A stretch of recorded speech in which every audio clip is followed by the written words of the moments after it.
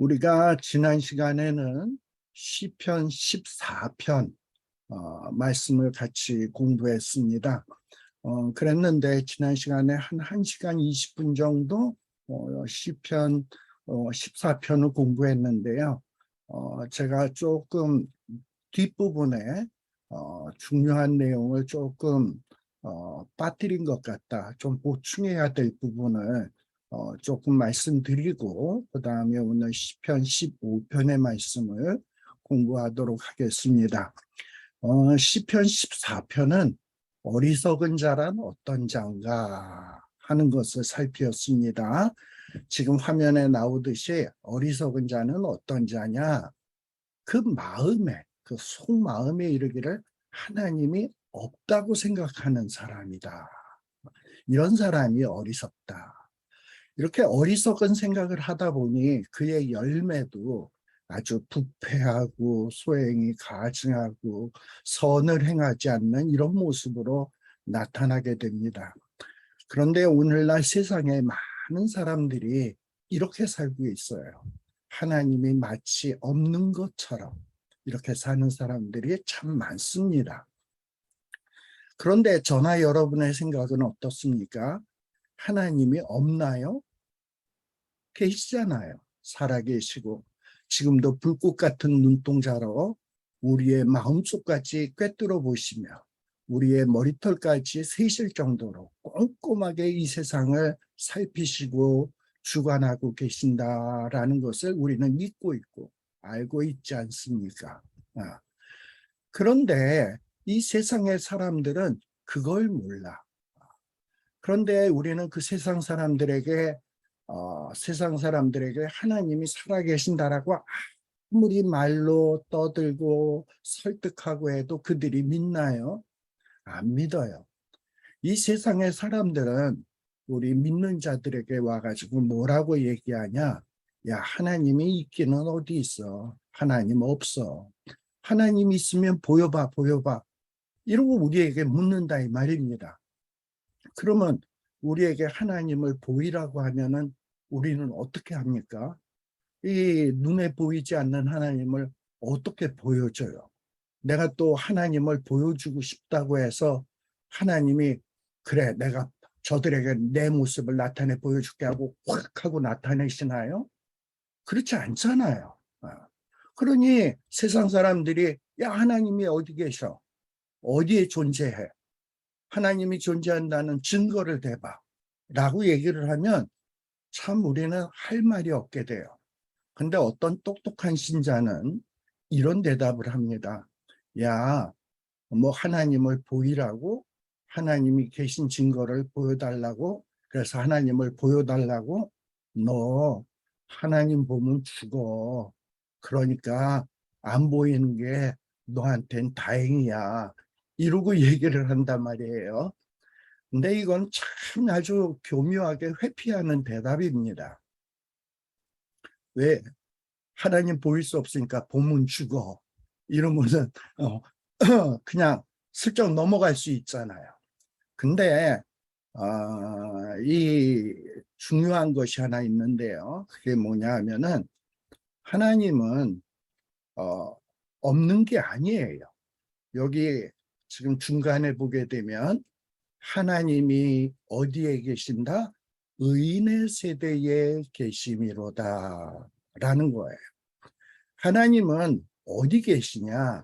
이 의인의 세대, 이 믿는 이 성도들의 모임 안에 혹은 성도들 안에 하나님이 계셔요.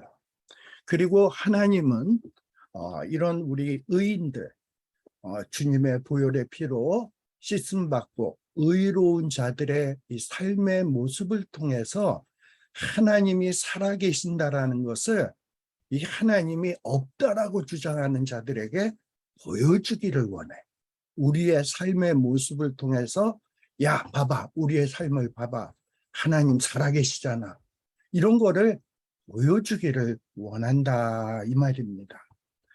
사실 어리석은 자들은요. 하나님이 없다고 하면서도 마음이 편치 않아요. 늘 두려움 속에 살고 또 그 두려움을 극복하기 위해서 예수 믿는 사람들을 핍박하는 이런 모습을 통해서 하나님 없다라고 자꾸 자기 마음속에 세뇌를 시킨단 말이야. 그런데 이런 자들은 다 어리석은 자입니다. 근데 그러면 이 어리석은 자의 반대는 뭐냐? 하나님을 찾는 자예요. 이 하나님을 찾는 자, 이 하나님을 찾는 자가 누구냐? 어리석은 자가 아니라 지혜로운 자고, 이렇게 하나님을 찾는 자가 결국에는 의롭다함을 얻게 되고 의인의 세대가 돼요. 그리고 그러한 의인들의 모임 속에 하나님이 계시면서 하나님을 드러내려고 합니다. 자, 그런데 이 세상에는 죄가 이 땅 위에 들어와 가지고 사람들이 다 그 영혼이 죽어버렸어요. 부패하고 완전히 전적으로 영적으로 무능한 상태가 되었습니다. 그러다 보니까 여기에 보면 시편 14편 3절에도 보게 되면 하나님께서 이 세상을 살펴보니까 이 세상이 죄로 더러워져 가지고 하나님을 찾는 자가 없어. 이 어리석은 자처럼 이 세상의 원리에 치우쳐져 가지고 이 의로운 자들도 더러운 자가 되고 선을 행하는 자가 없으니 하나도 없게 되었다, 이 말입니다. 근데 이것을 다윗도 로마서 3장 10절에서 12절에 이 시편 14편에 나오는 14편 3절을 인용하면서 이야기하죠. 이 세상이 죄로 오염되고 난 다음에 기록된 바 의인은 없나니 하나도 없으며 깨닫는 자도 없고 하나님을 찾는 자도 없고 다 치우쳐 한 가지로 무익하게 되고 선을 행하는 자가 없나니 하나도 없도다. 우리는 죄로 말미암아 다 죄인이 되었고 영적으로 죽은 자들이 되었어요. 근데 이 죄는, 죄의 싹은 죽음이잖아요. 죽은 자에게는 의식이 없어요. 그러다 보니 하나님을 찾을 수도 없어요. 그러니 우리의 능력으로는 도저히 하나님을 찾아낼 수도 없고 하나님을 만날 수도 없습니다. 죄인의 상태에서 하나님을 만난다면 제가 앞서 말씀드렸던 것처럼 죽어요. 그런데 이 세상에 이렇게 죄로 오염돼서 하나님을 찾는 자가 없었는데 우리는 하나님을 찾으려는 마음도 없고 찾지도 못하고 이런 상태가 되었는데 하나님이 우리를 찾아와 주셨어요. 그게 뭐냐? 성육신이야. 하나님이 우리를 살리기 위해서, 우리를 찾기 위해서, 잃어버린 양들을 찾기 위해서 예수 그리스도를 보내셔서 죄의 문제를 십자가 위에서 해결해 주셨다, 이 말입니다. 그 말씀이 뭐냐? 에베소서 2장 1절이에요. 우리는 허물과 죄로 죽었어요. 그랬는데 예수님으로 말미암아 우리를 살려주셨어요. 그래서 우리는 이제 살아났기 때문에 의식이 생겼어요. 영적인 의식. 그래서 예수를 믿는 자는 살아나서 하나님을 찾을 수 있는 능력이 생기게 된 겁니다. 자, 그래서 이 하나님을 찾을 수 있는 유일한 길은 뭐냐? 내 힘으로 하나님을 찾아야 되겠다. 아무리 용을 쓰고 보리수 나무 아래서 몸을 베베 꼬면서 그야말로 부처가듯이 이러고선 어떤 그냥 벽을 향하여 이렇게 묵상을 한다고 하나님을 찾을 수 있냐? 절대 없어요. 우리가 하나님을 찾을 수는 없고 하나님이 우리를 찾아주시고 우리를 만나주셔야, 누구를 통해서? 예수 그리스도를 통해서 만나주셔야 우리가 하나님을 찾을 수 있습니다. 바로 예수님이 그 일을 위해서 죽었던 우리를, 허물과 죄로 죽었던 우리를 살려주셨어요. 그리해서 하나님을 찾을 수 있는 길을 우리에게 보여주시게 된 겁니다. 바로 에베소서 2장 1절에 나오듯 허물과 죄로 죽었던 우리를 살리셨어요. 그리고 우리를 살린 우리에게 예수님은 뭐라고 말씀하시냐? 요한복음 14장 6절에 예수께서 가라사대 내가 그 길이다, 진리다, 생명이다. 나로 말미암고서는 아버지께로 올 자가 없다. 너희들이 하나님을 찾으려고 하는데 하나님을 찾을 수 있는 길이 뭐냐? 내가 곧 길이다. 내가 곧 진리다. 생명이다. 나로 말미암지 않고서는 하나님 찾을 수 없다. 하나님께로 올 자가 없다. 라는 거예요. 그래서 우리가 하나님을 찾을 수 있는 유일한 길은 예수님께로 나아가는 거예요. 예수님, 나를 하나님께로 인도해 주세요. 나를 진리의 길로, 생명의 길로 인도해 주세요. 그리고 예수님을 꽉 붙드는 거예요. 그러다 보면 하나님을 찾게 됩니다. 이렇게 하나님은 그를 찾는 자와 함께 계신다. 아까 제가 말씀했죠. 어리석은 자들은 하나님이 없다고 합니다. 그리고 많은 이 어리석은 사람들이 세상에 더 많다 보니까 그들이 모두 다 똑같이 하나님 없어 하다 보니까 이 세상에 하나님이 마치 없는 것처럼 여겨진다 이 말이에요. 그런데 하나님은 시편 14편 5절에 뭐라고 얘기하냐? 하나님 없는 거 아니다. 하나님은 어디 계신다? 의인의 세대에 계신다. 그래서 세상의 사람들이 야, 하나님이 어디 있어? 그 증거가 뭐야? 하나님 한번 보여봐. 그러면 우리의 삶의 모습을 통해서 하나님을 보여줘야 돼요. 어떻게? 야, 너 하나님 없다 그러는데 하나님 계셔.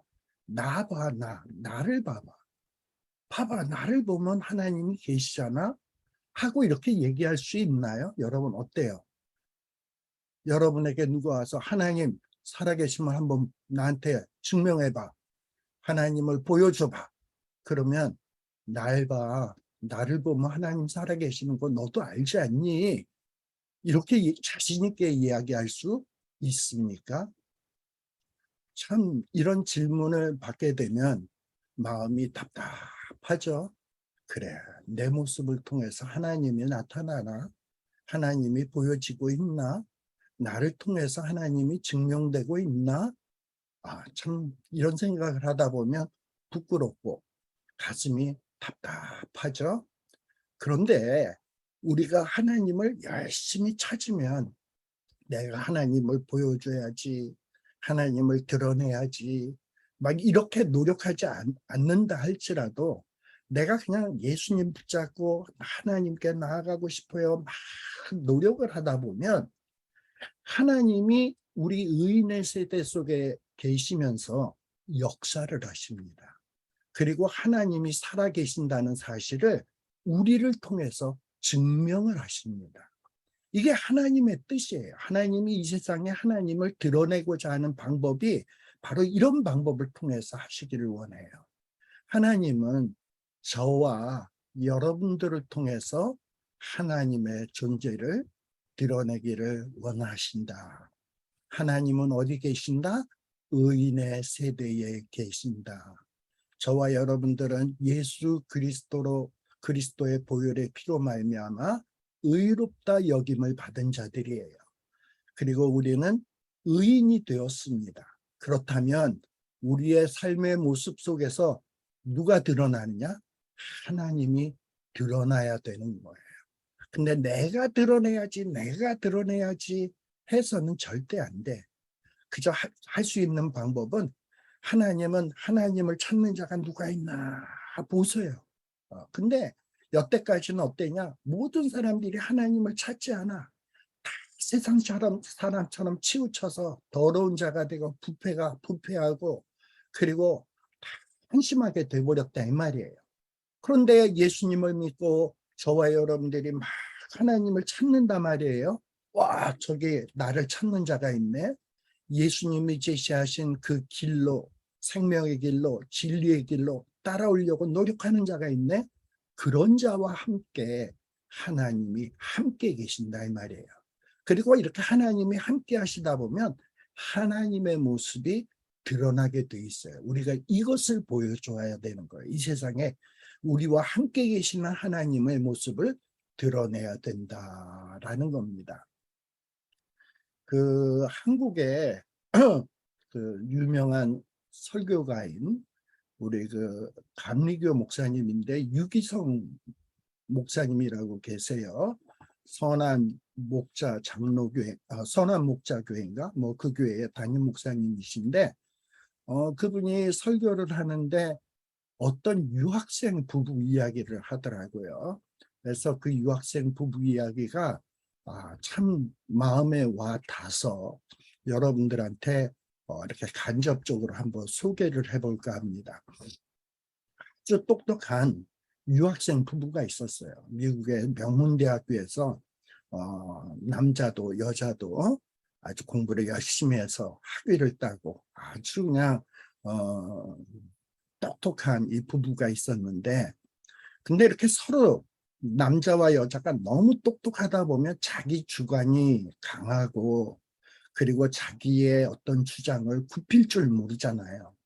그러다 보니까 이 두 부부가 한국에 돌아와서 이렇게 교수로서 서로 일을 하고 있는데, 서로 자기 고집이 세고 자기 주장이 강하고, 이러다 보니까 맨날 티격태격 싸우고 서로 고집을 굽히지 못하고 서로 잘났다고 주장을 하다 보니까 맨날 부부싸움을 하게 된다. 그러다 보니까 서로가 너무 지치게 되어가지고, 야, 이렇게 사느니 이혼해, 갈라져, 끝장내. 이러고선 남편이 턱 얘기를 하니까 이 여자도 그냥 화가 나서 그래, 이혼해. 그래가지고 이혼하기로 결정을 하고, 이 이혼 계약서, 이혼하겠다라는 그 계약서에다가 서로 글을 쓰고 도장을 딱 찍은 거예요. 그래가지고 이제 이혼하기로 했습니다. 그랬는데 갑자기 그 남편이 학교에서 교환 교수로 이 미국에 가게 되었대요. 그래서 가서 한 6개월 동안 교환 교수로 나가게 되어가지고 이혼 도장을 찍어놓고 이제 이혼 법정에 가서 이혼 소송을 해서 이혼을 해야 되는데 그럴 시간이 없는 거야. 그래가지고 그냥 둘이서 어떻게 얘기했냐? 이제 6개월 동안 우리가 떨어져 살아야 되니까 뭐 이혼 이 프로세싱을 끝내는 거는 6개월 뒤에 하기로 하자. 당신이 이제 미국 갔다 돌아온 다음에 이거를 그때 접수를 시켜서 우리가 이혼하기로 하자. 그래가지고 잠정적으로 6개월 동안 서로 떨어져 살기 시작을 한 겁니다. 그러고 나니까 이 여자가 이제 혼자 있다 보니까 외롭잖아요. 그리고 내가 지금 이혼하기로 도장을 찍긴 찍었는데 아직 접수는 안 했지만 이 이혼하기로 한 게 잘한 걸까? 그렇다고 자기 스스로가 이제 이혼하지 말자 이러고 얘기하기는 너무 자존심이 상하고, 그러다 보니 마음적으로 외롭고 쓸쓸하고 답답하고 이러던 차에 어떤 친구가 야, 너 이렇게 힘들고 그러면 나랑 같이 교회 가자. 그래가지고 이제 교회를 나가기 시작을 했대요. 그래서 교회에 나가서 예배를 보고 뭐 이래도 전혀 귀에 들리지도 않고 마음에 위로도 안 되고, 그런데 어찌됐건 아유, 어쨌든 내가 교회 다니기 시작했으니까 하나님이 나에게 어떻게 역사하시는지 내가 한번 좀 체험을 해봤으면 좋겠다. 그래가지고 귀에 들리지 않고 말씀이 와닿지도 않지만 주일 예배도 열심히 나가고 저녁 예배도 나가고 수요 예배도 나가고 성경 공부도 나가고 그냥 열심히 그냥 교회 나가기 시작을 했대요. 그래가지고 성경 보고 뭐 그냥 그러기 시작을 했대. 그러다 보니까 한 달, 두 달, 석 달, 넉 달 그러다가 6개월이 되었어요.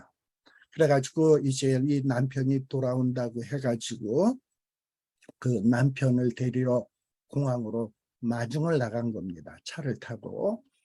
그래가지고 차를 타고 남편을 차에 태우고 딱 돌아오는데 남편이 이 부인을 딱 보더니 야, 너 참 많이 이뻐졌다 라고 얘기하는 거예요. 했더니 이 여자가 그 얘기를 들으면서 굉장히 기분이 나빴대요. 아니, 우리가 이혼하기로 했는데 이건 무슨 소리야? 나한테 또다시 작업을 거는 거야? 이러면서 아주 그냥 기분이 나쁘더래요. 그런데 이 남자는 이쁘다, 너 많이 진짜 이뻐졌어 하는 게 그냥 이빨림의 소리가 아니라 진심으로 하더라는 거예요. 그러면서 이 남자가 이야기하기를 뭐라고 얘기를 하느냐? 너 내가 없는 동안 무슨 일이 있었어? 너 너무 얼굴도 좋아지고 그리고 너무 많이 이뻐졌어. 정말 그래. 그러니까 이 여자가 기분이 나쁘다가 그 얘기를 듣고 뭐 나 그동안에 뭐 별일은 없었고 그동안에 당신도 알다시피 나도 무신론자였잖아. 그런데 친구의 전도를 받아가지고 교회를 나가기 시작했어. 그래서 6개월 동안 열심히 예배도 보고 성경 공부도 하고 저녁 예배도 나가고 그랬어. 그게 뭐 좀 새로운 거라면 새로운 걸까? 이러고 얘기를 했답니다.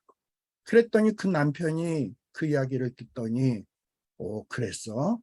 당신이 그렇게 교회 나가서 달라졌다면 나도 한번 교회를 나가볼까? 그래가지고 그 여자의 손을 붙잡고 같이 교회 나가기 시작했다는 거예요.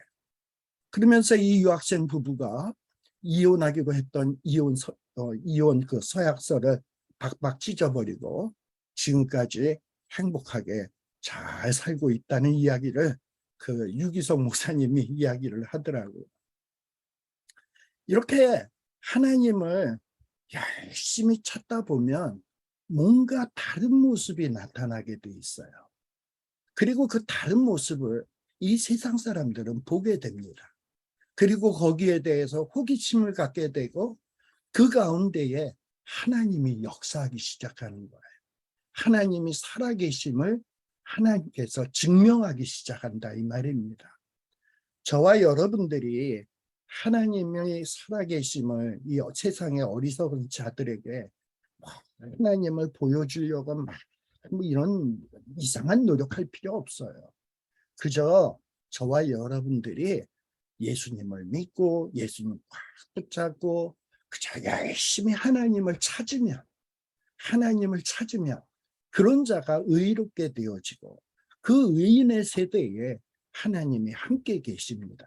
그리고 함께 계시면서 하나님이 이 부족하지만 이러한 우리들을 통해서 하나님의 살아계심을 하나님이 보여주기 시작하는 거예요.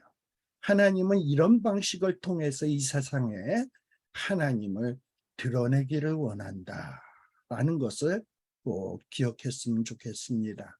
이 세상에는 너무나도 어리석은 자들이 많습니다. 하나님이 없다고 하는 자들이 많습니다. 그리고 하나님을 찾지도 않습니다. 그러나 저와 여러분들은 하나님이 찾아와 주셔서 예수를 믿게 하는 믿음을 주셨고 우리를 의롭게 해주셨고 우리와 함께 하시면서 우리를 통해서 역사하기를 원하십니다. 그래서 이 어두운 세상 속에 우리를 통해서 하나님을 드러내는 저와 여러분들이 되었으면 좋겠다라는 얘기를 하고 싶었는데 지난 시간에 이 얘기를 좀 하지 못했습니다. 자, 그러면 오늘은 이제 시편 15편으로 넘어가겠습니다. 시편 15편. 이 시편 15편도 다윗의 시로 되어 있습니다. 표제를 보니까 딸랑, 다윗의 시 이렇게 나와 있어요. 무슨 악기에 맞추어 노래한 노래 이런 말도 없어. 아주 심플하게 다윗의 시 이렇게만 되어 있어요. 자, 그런데 이 시편 15편은 분명히 다윗이 지은 시인데 어떤 형태로 되어 있냐? 질문, 그리고 대답, 그리고 약속 요 형태로 되어 있어요. 자, 질문이 뭐냐? 15편 1편에 보면 주의 장막에 유할 자 누구오며 주의 성산에 거할 자 누구오니까? 지금 무슨 얘기입니까? 주의 장막에 유할 자, 주의 성산에 거할 자가 누구인가? 하고 질문을 던지는 거예요. 그러면 거기에 대한 대답이 2절, 3절, 4절에 나오고 있는 거예요. 2절, 3절, 4절, 5절에 이렇게 나오고 있습니다. 그리고 이 마지막 부분에 어떻게 되어 있냐? 이렇게 주의 장막에 거할 자, 주의 성산에 거하는 자는 어떤 자냐 하는 그 대답이 쭉 나오는데 제가 읽어보겠습니다. 주의 장막에 거할 자, 주의 성산에 거할 자는 누구냐? 정직하게 행하며 공의를 일삼으며 그 마음의 진실을 말하며 그 혀로 참소치 아니하고 그 벗에게 행악지 아니하며 그 이웃을 회방치 아니하며 그 눈은 망령된 자를 멸시하며 여호와를 두려워하는 자를 존대하며 그 마음에 서원한 것은 해로울지라도 변치 아니하며 별리로 대금치 아니하며 뇌물을 받고 무죄한 자를 해치 아니하는 자니. 그러면서 주의 장막에 거할 자, 주의 성산에 거할 자의 어떤 이 자격을 한 10가지로서 쭉 답변을 해주고 있어요.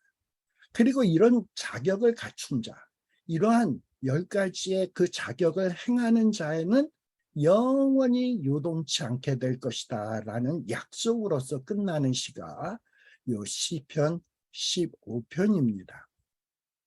그런데 이 주의 장막에 유할 자, 주의 성산에 거할 자가 누구인가 하는 그 자격에 해당된 어떤 일을 행하는 자가 주의 장막에 거하는지, 주의 성산에 거하는지, 그 어떤 일을 행하는 자가 이 주의 장막에 거하고 주의 성산에 거하는지 하는 내용이 쭉 나와 있는데, 그 나오는 내용을 보면 10가지로 되어 있어요.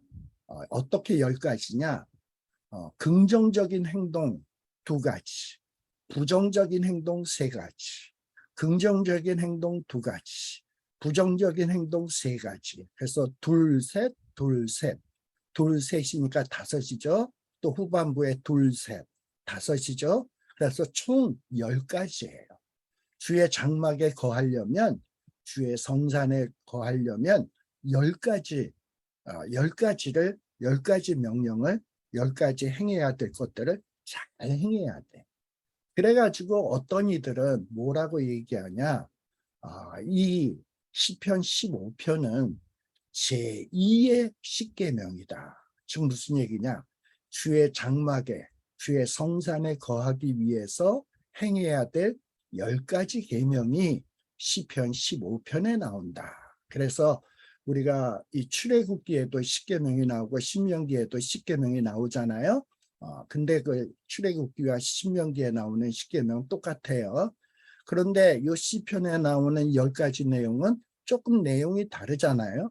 그래서 제2의 십계명이다. 그리고 주의 장막에 유할 자, 주의 성산에 거할 자, 주의 장막, 주의 성산, 이건 뭡니까? 하나님이 계신 곳이에요. 주의 장막도 주의 성산도 하나님이 계신 곳. 근데 거기에 유할 자라는 게 뭐예요? 함께 살 수 있는 자. 즉 하나님과 함께 살 수 있는 자가 누구냐? 하나님이 임재하여서 하나님이 그와 함께 하시는 자가 어떤 자인가 하는 10가지의 모습이 2절에서부터 요 6절까지, 5절까지 쭉 나오고 있어요. 그래서 이런 모습을 행하는 자에게는 하나님이 영영치 요동치 않게 하는 이런 축복을 주시겠다라는 이 시편이 바로 이 시편 15편의 시다라고 생각하시면 되겠습니다. 그런데 아까 제가 말씀드렸듯이 이 시편 15편은 아까 제일 위에 보면 다윗의 시 이렇게만 딸랑 나와요. 우리가 시편 51편 같은 경우에는 뭐라고 돼 있습니까? 그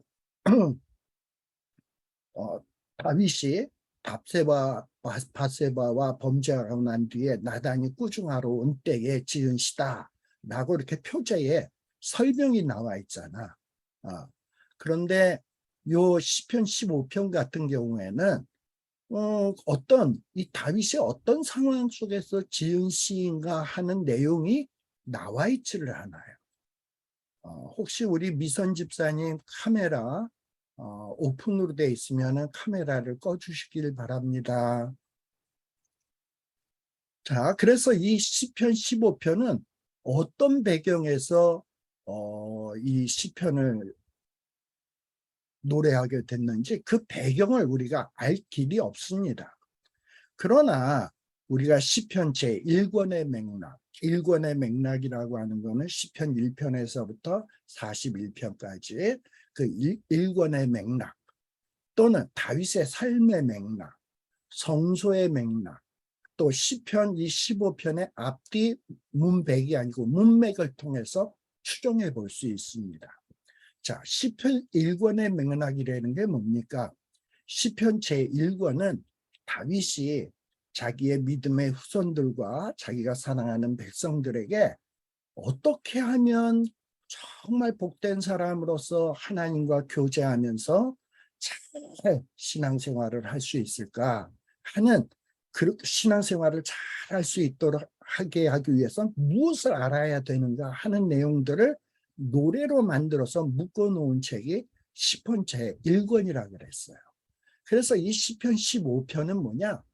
야, 너희들이 정말 하나님과 함께 하나님의 임재 속에 하나님의 성산에서 주의 장막에서 유하면서 하나님과 교제하면서 살려면 너희들이 어떤 삶의 모습을 가져야 되냐 하는 것을 다윗이 설명해 주고 있는 거예요. 그래서 이 시편 1권 속에 주의 장막에 거할 자, 주의 성산에 유할 자가 누구냐, 주의 장막에 주의 성산에 거하기 위해선 이런 모습을 너희들이 보여야 된다. 정말 하나님의 백성이라면 꼭 알아야 되는 내용 아닙니까? 그래서 이 시편 제1권 안에 15편에 이렇게 딱 시편 15편 안에 이런 내용을 기록하고 있다. 시편 14편에서는 뭡니까? 하나님의 백성이라면 어리석은 자가 어떤 자이고 어떤 자가 지혜로운 자인지를 알아야 되잖아. 어리석은 자는 하나님이 없다라고 얘기하지만 지혜로운 자는 어떤 자다? 하나님을 찾는 자다 라는 것을 소개한 게 시편 14편이었어요. 그랬는데 시편 15편에서는 뭐냐? 그렇다면 주의 성산에서 주의 장막에서 하나님과 교제하면서 함께 하나님과 살아갈 수 있는 자가 누구냐 하는 것을 설명해 주는 것이 바로 15편이고, 이런 자가 받을 축복이 무엇이냐? 요동치 않게 된다. 세상에 광풍이 불어도 환란의 폭풍이 불어도 요동치 않는 자가 될 수 있다. 이런 축복을 약속하고 있는 거예요. 이런 내용은 하나님의 백성이라면 꼭 알아야 되는 것 아닙니까? 그리고 또 다윗의 삶의 맥락이라고 하는 것은 뭐냐? 다윗은 참 굴곡이 많았던 사람이에요. 어떻게? 하나님과 함께함을 통해서 목동 시절에 사나운 사자, 곰, 맹수를 때려눕힐 수 있었던 그런 능력을 발휘했던 사람입니다, 다윗이. 그래서 하나님이 함께할 때 어떤 역사가 나타나는지 하는 것을 경험했던 자예요. 반면에 다윗이 범죄했을 때, 하나님이 떠날 때 자기가 얼마나 나락으로 떨어졌는지를, 그리고 얼마나 비참하게 되었는지를 체험했던 사람입니다. 그래서 다윗은 하나님이 함께 한다는 것이 얼마나 소중하고 귀한 것인지를 철저히 경험하고 체험했던 사람이에요. 그런데 다윗이 가만 생각해 보니까 하나님이 함께 하려면, 내가 주의 장막에 거하려면, 주의 성산에 거하려면 어떤 삶의 모습을 보여야 주의 장막에 주의 성산에 거할 수 있는지를 삶을 통해서 배운 거야. 그래서 그것을 시편 15편 2절에서부터 쭉 설명해 주고 있는 거예요. 그리고 그 다음에 세 번째, 성소의 맥락이라고 하는 것은 뭐냐? 우리가 다 알다시피 다윗은 하나님을 참 많이 사랑했던 사람입니다. 그런데 이제 다윗이 주변에 있는 어떤 이방 나라들을 다 무찌르고 이제 평안하여진 때에 자기는 뭡니까? 성소에서 궁정에서 편안하게 지내는데, 하나님의 언약궤는 그야말로 성전도 없이 그야말로 홀대받으면서 있는 모습을 보면서 참 속상해가지고 이 언약궤를 저 기럇 아르바에서 이동해가지고 예루살렘으로 가져오게 되죠. 그리고 성소를 만들고 언약궤를 모시게 됩니다.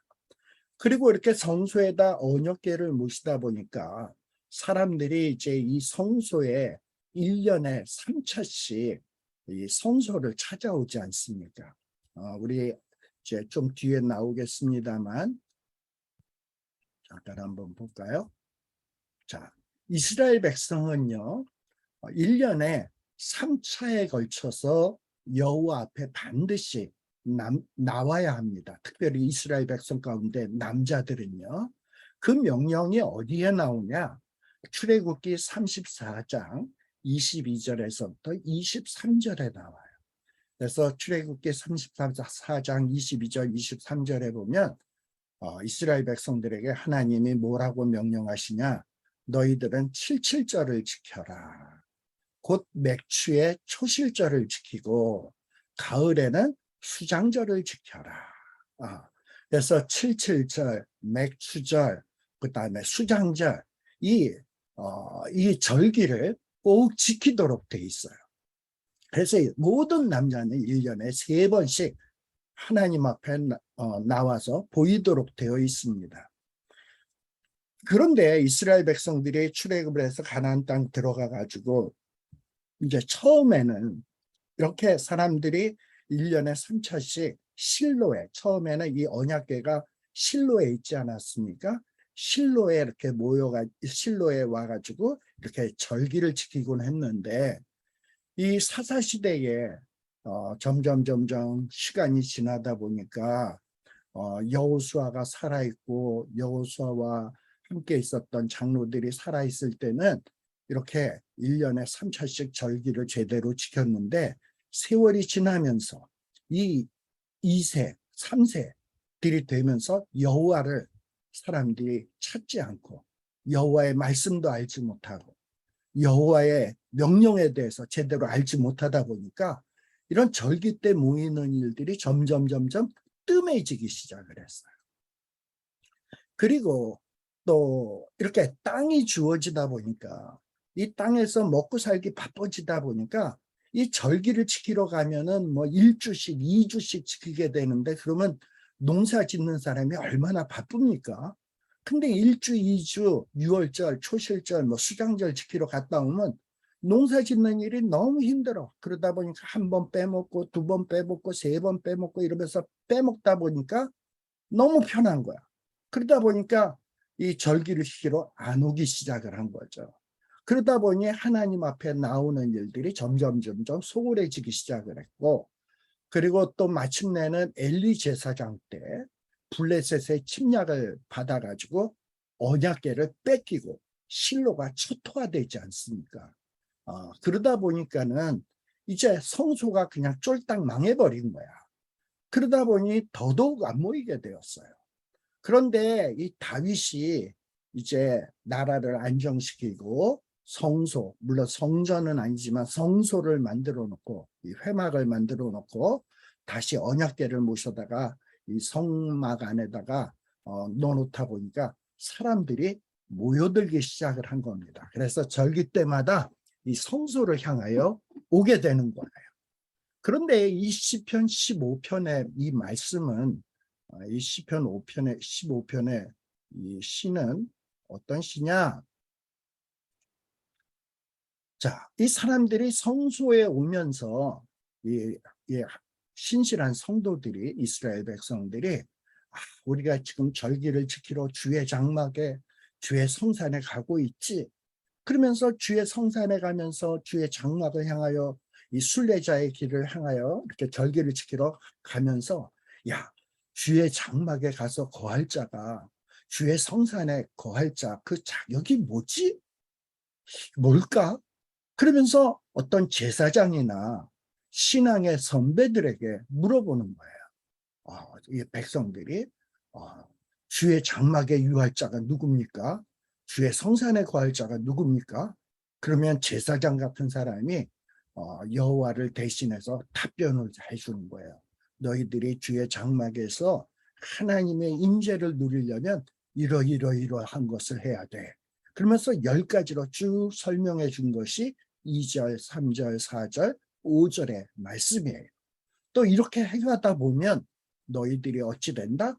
영영이 어떤 환란의 폭풍이 와도 그리고 세상 풍파가 일어나도 요동치 않는 자가 될 것이다. 왜? 하나님이 함께 하시니까. 이런 축복이 있다. 라고 노래하신 거예요. 그래서 아까 성소의 맥락이라고 제가 말씀을 했잖아요. 이 성소의 맥락이라는 게 뭐냐? 어떤 절기를 지키기 위해서 성소를 향하여 오는 자들이 주의 성산에 거할 자, 주의 장막에 거할 자가 누구지? 맞아. 이런 일을 행하는 자야. 10가지. 이러면서 사람들이 이 10가지를 묵상하는 거예요. 그러면서 나는 과연 하나님의 성산에 거할 만한가? 주의 장막에 거할 만한가? 반성하고 문제가 있다면 하나님 앞에 회개하고 그래서 자기를 다시 한번 재정비하는 그 말씀으로 삼았던 것이 바로 이 시편 15편의 말씀입니다. 자, 그러니 이 성소의 맥락이라는 것은 뭐냐? 이게 주의 장막으로 주의 성소로 온다는 게 뭐예요? 하나님을 찾으러 오는 거잖아. 그런데 어리석은 자들은이나 악한 자들은 어떻습니까? 하나님이 없다고 생각해. 하나님을 인정을 안 해. 찾지를 않아. 아니 하나님이 없다고 생각하니까 하나님의 언약에 대해서도 무관심할 수밖에 없죠. 그러다 보니 어리석은 자는 우리 시편 14편에 얘기했듯이 하나님이 없다고 해요. 그러니 하나님이 명령하신 것을 행치 않겠지. 그러니까 선을 행하는 자가 없는 거야. 그러나 하나님은 항상 하늘에서 굽어 살피면서 뭐라고 얘기하냐? 누가 과연 지각이 있어 나를 찾는가? 눈을 뜨고 부릅뜨고 찾고 계신다 이 말이죠. 누가 성소에 와서 주의 장막에 와서 하나님을 참으로 예배하며 임재를 하나님의 임재를 경험하기를 원하는 자가 있는가? 이거를 하나님이 찾는다 말이에요. 그런데 하나님이 보니까 이 세상을 보니까 어떻다? 사람들이 다 치우쳐서 함께 더러운 자가 되고 선을 행하는 자가 없으니 하나도 없게 되었다 이 말입니다. 그래서 하나님은 어떻게 하냐? 그래, 저들이 나를 찾지 않으면 내가 저들을 찾아가야지. 그래서 하나님이 자기의 독생자 예수 그리스도를 이 땅 위에 보내셔서 성자 하나님께서 이 땅 위에 오셔서 사람들을 찾아와 주셨어요. 그리고 허물과 죄로 죽었던 우리를 살리시고 하나님을 찾을 수 있는 길을 제시해 주신 거예요. 그래서 예수님은 담대하게 내가 곧 길이요 진리요 생명이니 나로 말미암지 않고서는 아버지께로 올 자가 없다. 그러니 나를 통해서 아버지를 찾아라. 그러면 너희들이 이 험한 세상에서 요동치 않는 자가 될 것이다 라고 가르쳐 준 거예요. 여러분, 보이지 않는 하나님을 어떻게 찾을 수 있습니까? 우리 눈에 하나님은 보이지 않아요. 우리의 어떤 오감을 통해서도 하나님을 체험할 수가 없습니다. 그러다 보니까 하나님을 누굴 통해서 보여주셨냐? 예수님을 통해서 보여주셨어요. 그래서 우리는 어떻게 하나님을 찾을 수 있냐? 예수님을 통해서 하나님을 찾을 수 있어요. 예수님이 우리에게 가르쳐 주신 말씀들을 통해서 하나님을 찾을 수 있습니다.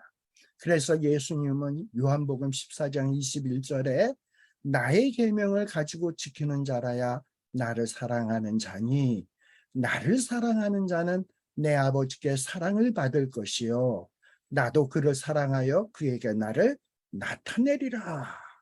이렇게 예수님을 꽉 붙잡으려고 하고 예수님을 사랑하고 예수님이 가르쳐 주시는 계명을 사랑하다 보면 하나님께로부터도 사랑을 받을 뿐만 아니라 예수님이 그에게 자신을 나타내 보여주시겠다는 거예요. 예수님이 나타내 보여주시는 건 곧 누굴 나타내 보여주시는 겁니까? 하나님을 나타내 보여주시는 거예요. 또 요한복음 14장 23절에 보게 되면 예수님이 가라사대 뭐라고 얘기하냐?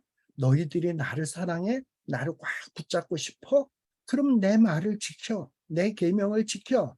그러면 내 아버지께서 저를 사랑하실 것이요 우리가 저에게 와서 거처를 저와 함께 하리라.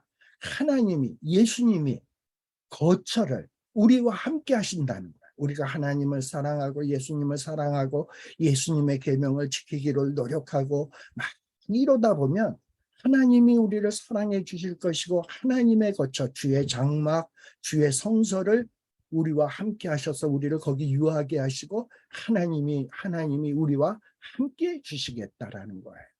그리고 이러한 의인을 하나님이 돌보십니다. 그리고 이렇게 하나님이 돌보시는 의인들은 담대하게 이 의인의 회중에 참여해서 하나님과 함께하게 되는 거예요. 그러나 하나님을 찾지도 않고 하나님이 없다고 하는 자들은 어떻게 하신다?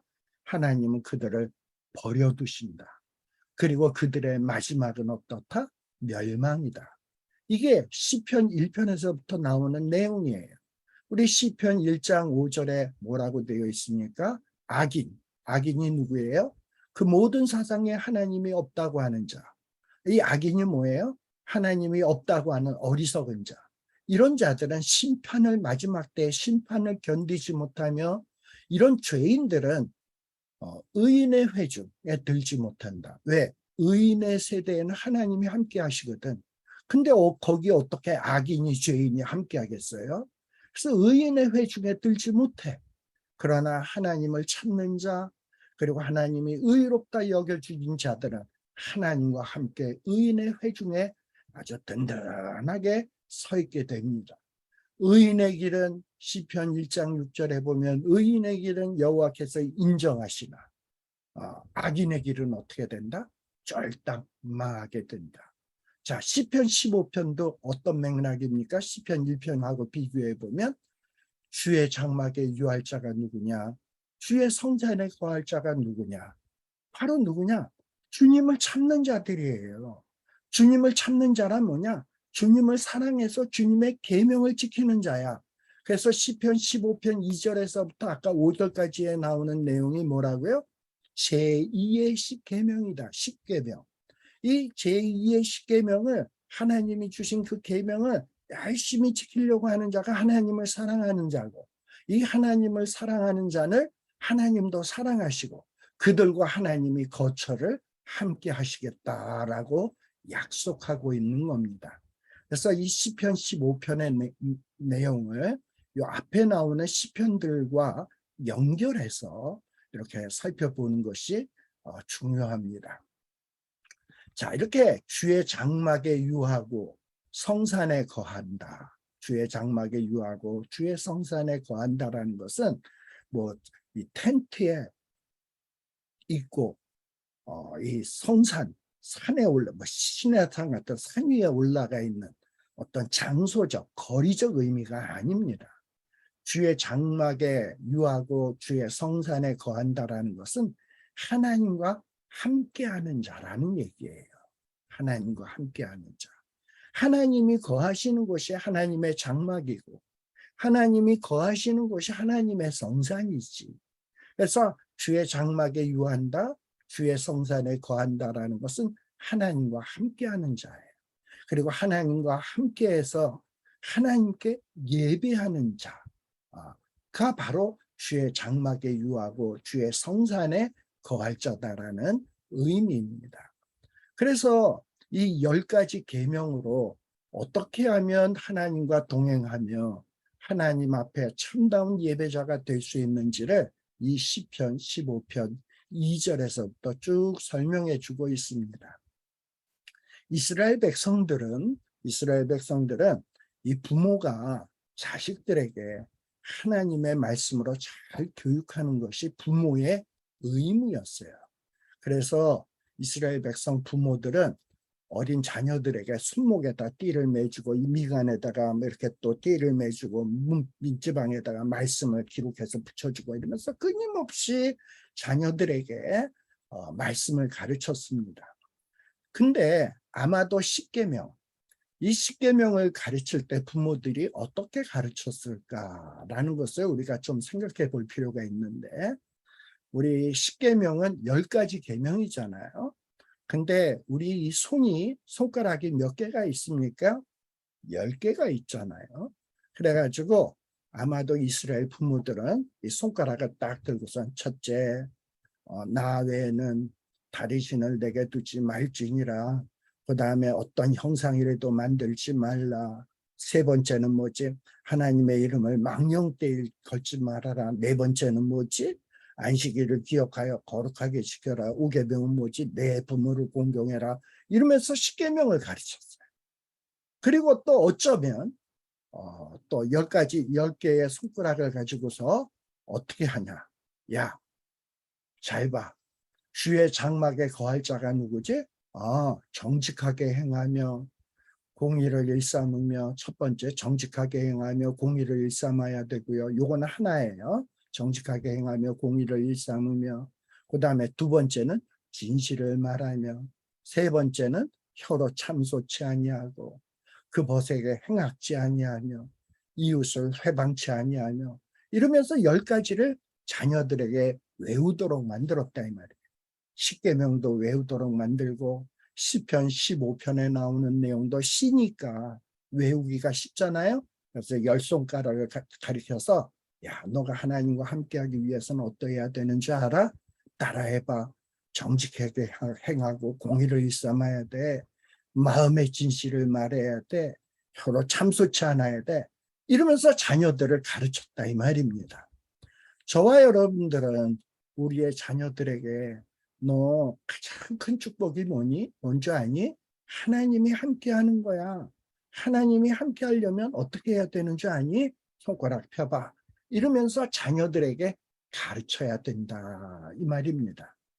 바로 이스라엘 부모들은 이렇게 열심히 자녀들에게 하나님의 말씀을 가르치고 외우게 하고 노래하게 하고 또 묵상하게 하면서 자신도 묵상하게 하고 자녀들도 묵상하게 하면서 이렇게 자녀들을 말씀으로 잘 양육을 했습니다. 여러분, 우리가 하나님과 동행하고 하나님 앞에 참 예배자가 되기 위해서는 긍정적인 것도 행해야 하지만 어떤 부정적인 명령도 행해야 된다라는 거예요. 우리 아까 앞에서도 살폈습니다만 여기 보면 긍정, 부정, 긍정, 부정 하고 나와 있죠. 긍정 둘, 부정 셋. 긍정 둘, 부정 셋. 우리가 하나님이 우리와 함께 동행하고 하나님의 참된 예배자가 되기 위해서는 정직하게 살아야 돼요. 공의를 임하고 또 마음의 진실을 말해야 돼요. 그리고 또 어떻게 해야 되냐? 여호와를 두려워하는 자를 존대하고. 망령된 자란 뭐냐? 하나님을 무시하는 자들. 야, 하나님이 어디 있어? 하나님을 믿느니 나를 믿어. 오만한 자란 말이에요. 망령된 자를 멸시하고 대신 누구를 존대해라? 하나님을 두려워하는 자를 존대해라. 해야 될 것, 4가지. 하지 말아야 될 것, 부정셋, 전반부의 부정셋. 혀로 참소치 아니하며 벗에게 행악지 아니하며 이웃을 회망치 아니하며.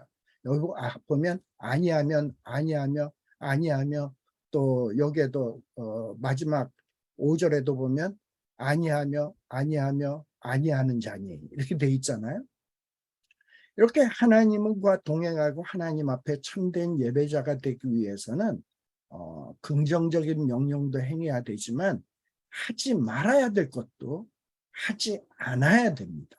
하나님이 금하시는 것도 금해야 된다 이 말이에요. 우리 시편 1편도 마찬가지 아닙니까? 복 있는 사람은 악인의 꾀를 쫓지 아니하며 죄인의 길에 서지 아니하며 오만한 자의 자리에 앉지 아니하고. 부정적인 거 3가지. 여호와의 율법을 즐거워하여 그 율법을 죄로 묵상하는 자다. 하나님의 말씀을 묵상하는 것도 중요하지만 죄인의 길에 서지 아니하고 오만한 자의 자리에 앉지 아니하고 하지 않아야 될 것도 안아야 된다 이 말입니다. 이렇게 이스라엘의 부모들은 자기의 자녀들에게 어떻게 해야 하나님과 동행하고 하나님 앞에 참된 예배자가 될 수 있는지 하는 것을 이렇게 10손가락을 통해서 부지런히 자녀들에게 가르쳤다라는 것을 우리들이 한번 생각해 볼 필요가 있습니다. 자, 그러면 이제 요 10가지의 내용이 어떤 것인가 하는 것은 우리 잠시 쉬었다가 살피도록 하겠습니다. 잠시 쉬었다 가도록 하겠습니다.